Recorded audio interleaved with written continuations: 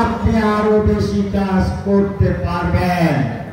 আপনাদের কথার পরিপ্রেক্ষিতে 2008 সালে আমি মনোনয়ন চেয়েছিলাম এবং সেই চেয়ারপারসন খালেদা জিয়াকে বলেছিলাম একটি কথা। সেই কথার পরিপ্রেক্ষিতে উনি আমাকে বলেছে, কেন এসেছেন?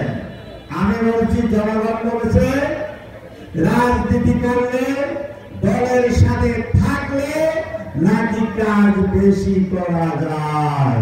সেই ফরিদগঞ্জের কাজ করতে এসেছি। সেই চেয়ারপারসনকে উনি আমাকে মনোনয়ন দিয়েছে। আপনারা দেখেছেন চাঁদপুরে আমার মনোনয়ন বৈধ হয়েছে। সেই বৈধ মনোনয়ন কে বা কারা? সেই আওয়ামী ফ্যাসিস্ট বাদী করতে আমাকে মিথ্যা তথ্য দিয়ে আমার টাকার বিনিময়ে আমার মনোনয়ন বাদ দিয়েছে।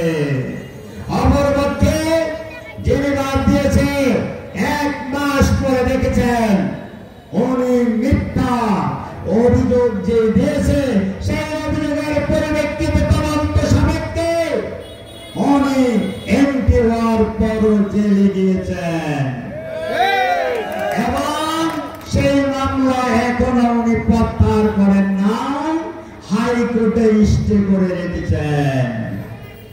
আমি দলের লোক, সেও তো 2008 সালে আমি দলের বিরুদ্ধে কিছু বলি নাই। 2018 সালে মনোনয়ন পেয়েছি, দেখেছেন আমার মনোনয়ন বৈধ হয়েছে। 17 তারিখ পর্যন্ত, 17 ডিসেম্বর 2018 পর্যন্ত আমি নির্বাচনের মাঠে ছিলাম। অপরপক্ষে যে ভদ্রলোক মনোনয়ন পান নাই, উনি কোন দলের লিস্টেও নাম ছিলেন না। চাঁদপুরও দেন নাই, শিশুতে দেন নাই, কোর্টও দেন নাই।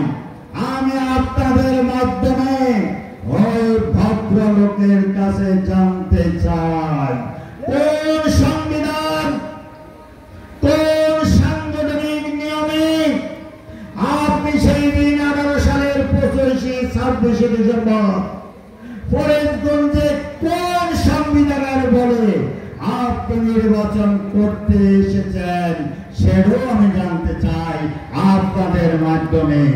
আওয়ামী লীগের লোক আমার নেতার নামে বদনাম বলে, আপনারা কি সহ্য করবেন? যেহেতু আপনারা সহ্য করবেন না, যারা এই ধরনের কথা বলে তাদেরকে আপনারা বিতাড়িত করুন। সৃষ্টি হয় নাই। ওই রাত্রি 51 সদস্য বিশিষ্ট কমিটি করেছি।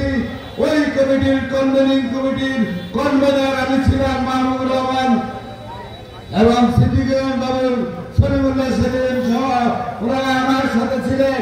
ফরিদগঞ্জের কমিটি, যুবদল এবং ছাত্রদলের কমিটি আমার হাতে হয়েছিল 1978 সালে। আমি প্রত্যেকটি থানায় আমার হাতে কমিটি করা ছিল এবং দীর্ঘদিন আমি 1980 সালে চাঁদপুর বিপি নির্বাচন করেছি। তারপর চলে গেলাম ঢাকায়, জেল খেটেছে, রাস্তায় মার খেয়েছে বিরোধী দলের। তারা জেলের ওই কোর্টের লেখা বানিয়ে ফরিদগঞ্জে আজকে তারা সেই আপনাদের সমর্থন আছে কিনা বলেন? যারা এই দল থেকে, মূল দল থেকে নেত্রীর সাথে একবার দেখা করতে গিয়েছিলাম, তো